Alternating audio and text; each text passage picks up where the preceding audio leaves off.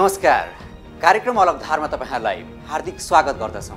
आज हामी किनबेचका आधुनिक बजारहरूमा देखिँदै गएको सन्नाटामा केन्द्रित हुनेछौं। अब लागौं आजको प्रस्तुतितर्फ।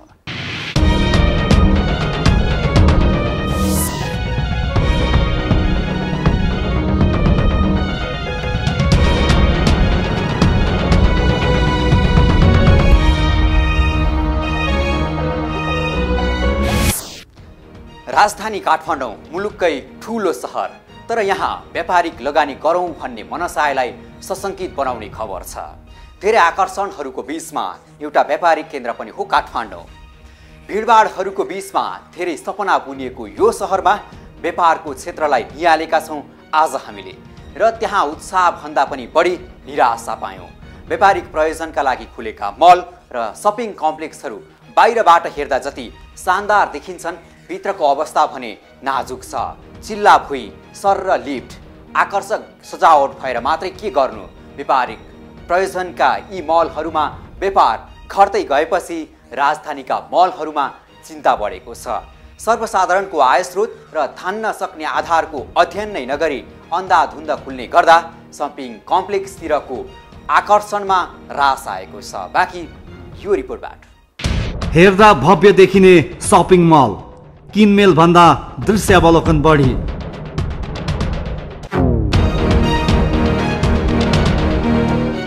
यी हुन् किनबेचका आधुनिक बजारहरू।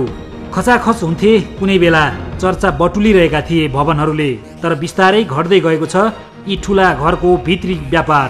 यो सँगै राजधानीमा खोलिएका अधिकांश शपिङ कम्प्लेक्स र मलहरूको भविष्यमा प्रश्न चिन्ह उब्जिएको छ। हो, समय क्रमसँगै खुलिएका मलहरूमा अहिले भने चहल पहल कम हुने गरेको छ र व्यापार खस्काउँदो छ। एकदम तपाईँको एराउन्ड भने पनि 40% जस्तो एकदमै स्लो छ। जति पहिला भनौँ न अहिलेको तुलनामा पहिला जति व्यापार थियो नि, त्योभन्दा अहिले एकदमै स्लो छ। धेरै घटेको छ बजारको कन्डिसन। अब अहिले सपिङ मलहरू धेरै खुले, त्यसले गर्दाखेरि पहिलाको तुलनामा चाहिँ अहिले धेरै घटेको छ।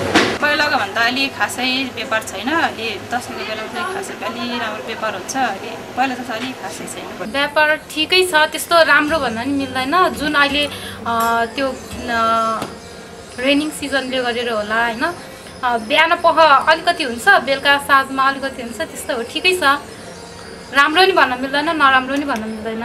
एक त यस्ता मलहरूमा मानिसहरूको आवत जावत नै कम हुने गरेको छ, अर्को यहाँ पुगेकाहरू नै सामान किन्छन् नै भन्ने के ठेगान भयो र?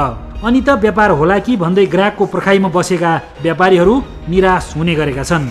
हिँड्दै चिप्लेला जस्तो सुकिलो भुइँ, सर र लिफ्ट चढेर विभिन्न फ्लोरहरूमा उक्लने ओर्लने स्थान छ। झल्याक झुलुक उज्यालोको यो बजार हेर्दा जति आकर्षक छ, यथार्थ भने कुरो बन्दै गइरहेको छ।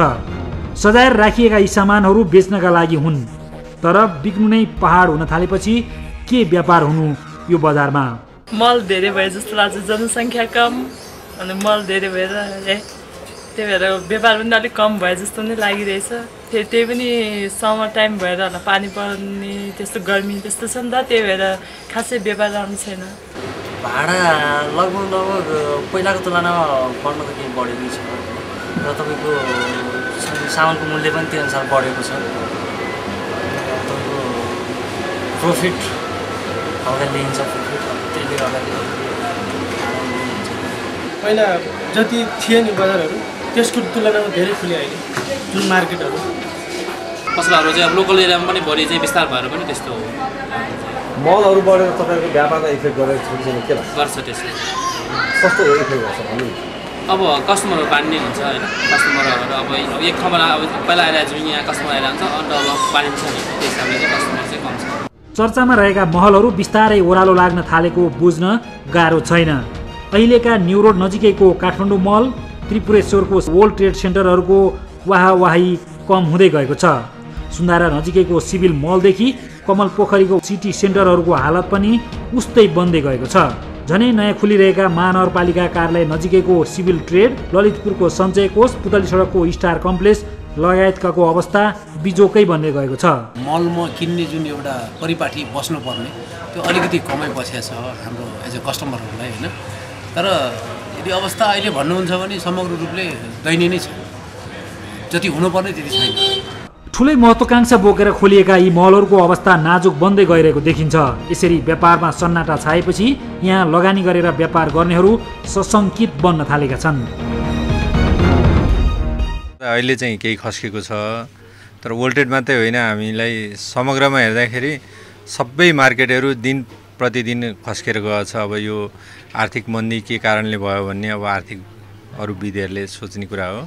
हाम्रो चाहिँ व्यापार चाहिँ वोल्टेडमा मात्रै होइन, अरू ठाउँमा नि खस्केको हुनाले वोल्टेडमा चाहिँ अलिकति बढी व्यापार भएन कि भन्ने सबैलाई भ्रम पर्न गएको छ। मलहरू यति खुल्दै गयो कि अब अझ खुल्दैछन्ले गर्दाखेरि कस्टमरहरू बाँडिँदै जाँदाखेरि मलहरूको स्थिति चाहिँ अब सबैको त्यही हुँदै जान्छ।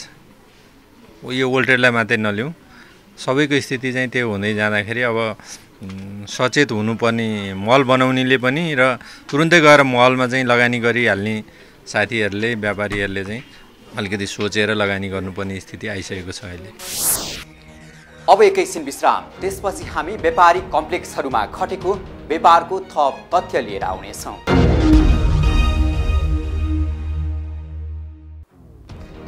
ब्रेकपछि स्वागत छ कार्यक्रम अलग धारमा। आज हामी राजधानीका सपिङ मलहरूमा खस्केको व्यापारमा केन्द्रित भएका छौँ। जताततै बजारहरूकै बीचमा पनि ठुला बजार, तर सीमित आय स्रोत भएका सर्वसाधारणका लागि यस्ता मलहरू आकाशको फल, आँखा तरिमर हुने नै भयो। ठुलो जमातले सजिलै आँक्न नसक्ने मलहरूमा सीमित जमातको आवश्यकताले मात्रै नथेक्ने देखिएको छ। यो बेला 3D, 4D जस्ता आकर्षणहरूको कुनै मतलब झल्केको छैन। न त QFX, बिग सिनेमाज र F-क्युबको सामले नै काम गरेको छ, अनि त ठुलो महत्त्वाकांक्षाले खुलेका ठुला घरका व्यापारमा सन्नाटा बढेको छ। बाँकी यो रिपोर्टबाट शपिङ मलका व्यापारीको खाप्लोमा हात, नाफा त परको कुरा, भाडा तिर्नै तनाव। नाफाको उद्देश्यले नै हो गर्ने व्यापार, झनै केही होला कि भन्ने आशामा यस्ता मलहरूमा व्यापार गर्न जानेहरू अहिले टाउकोमा हात राख्न थालेका छन्। व्यापार नै नभए पनि भाडा त तिर्नै पर्यो, कमाउनु त परेको कुरा, साउलाई बुझाउन पनि धौधौ हुने गरेको छ यहाँका व्यापारीहरूलाई।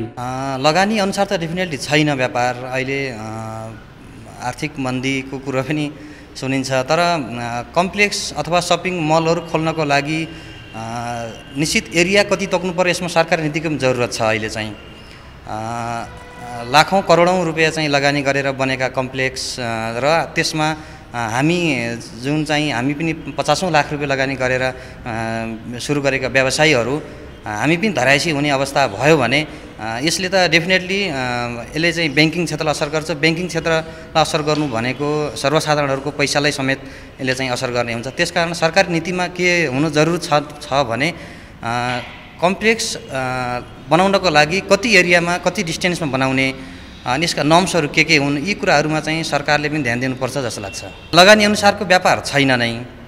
यसमा अब के भनिन्छ, राजनीतिक अस्थिरताको कारण पनि हो। राजनीतिक स्थिरता रह्यो भने हाम्रै व्यवसायहरू पनि राम्रै हुन्छ।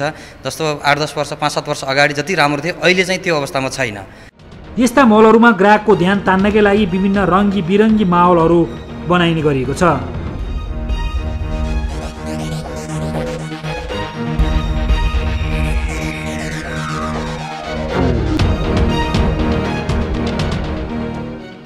लत्ता कपडादेखि फुड कोर्टसम्मको सेवा हुने गर्छ यहाँ। साना नानीहरूका लागि भुल्याउने खेलाउने ठाउँदेखि सिनेमा देखाउने QFX, बिग सिनेमा जस्ता आकर्षक देखिने गरेका छन्।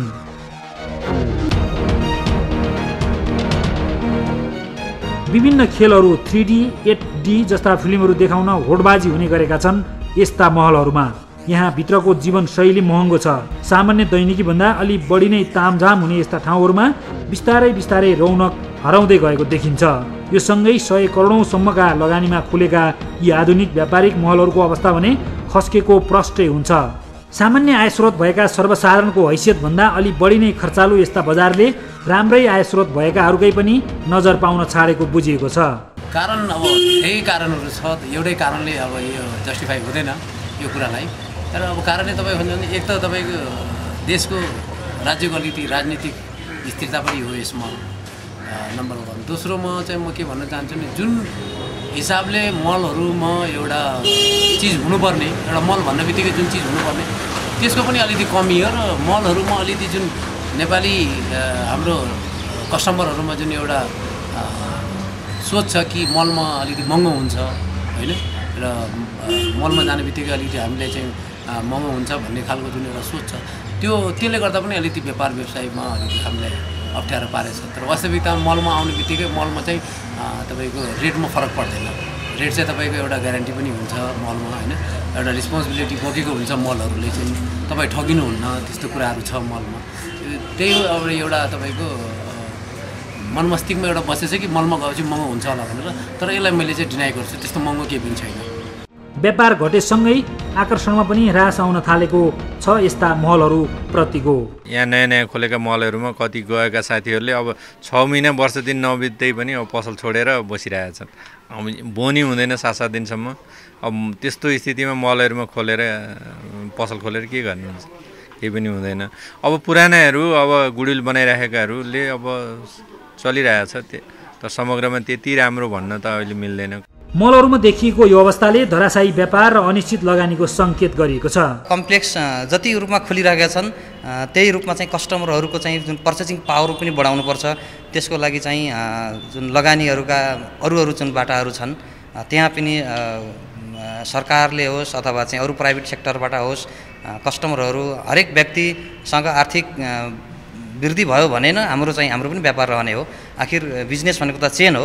हामी व्यापार गर्छौँ, त्यो पैसा अर्को ठाउँ खर्च गर्छौँ, अर्को ठाउँ व्यापार गर्ने मान्छे हाम्रोमा खर्च गर्छ। त्यो सबैको चाहिँ आर्थिक अवस्था चाहिँ वृद्धि गर्नको लागि सरकारी तवर होस् अथवा अन्य निकायबाट होस् यसको पहल हुनु जरुरी छ। अहिले ठुलो लगानी ठुलो गर्ने त्यसको चाहिँ रिटर्न चाहिँ धेरै कम छ अहिले। त्यसकारण अहिले नयाँ लगानी गरेर अथवा विशाल लगानी गरौँ र त्यसको चाहिँ प्रफिट ल्याउँ भन्ने अवस्था चाहिँ छैन। यसपालिको बजेटमा निर्यातलाई प्राथमिकता दिने भनिरहँदा आन्तरिक व्यापारको यस्तो सेन्टरहरू नाजुक बनिरहेका छन्। न त यहाँ आन्तरिक उत्पादन नै मजबुत छ, न त व्यापारिक गतिविधि नै सबल छ। यस्तो बेला निर्यातलाई बढावा दिने सरकारी तयारीलाई आन्तरिक रूपमा देखिएको खस्कँदो व्यवसायले गिज्याइरहेको भान पर्न थालेको छ।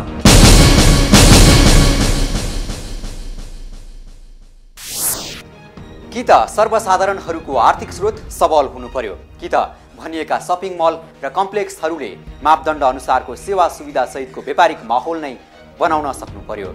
बिना सोच र बिना अध्ययन नै धमाधम मलहरू खुल्ने मात्र भइरहँदा यहाँको व्यापारिक बाटोको नाजुक पक्ष उदिनिन्छ मात्रै, जहाँ व्यापार होइन वेदना देखिन्छ। आर्थिक क्रान्ति गर्छौँ भन्ने हाम्रा नेताहरूले यसलाई गम्भीर भएर सोचुन् अनि निर्यातलाई प्राथमिकता दिने भन्ने सरकारले आन्तरिक व्यापारको यथार्थलाई पनि राम्ररी बुझेको महसुस गर्न पाऊँ। हरेक आइतबार, मङ्गलबार र बिहिबार बेलुकी 7:55 बजे, राति 11:30 बजे र भोलिपल्ट बिहान 8:30 बजे यो कार्यक्रम प्रसारण हुन्छ। यस्तै इमेज न्युज FM 103.6 मा पनि तपाईँको रोजाइको यो कार्यक्रम सुन्न सक्नुहुनेछ।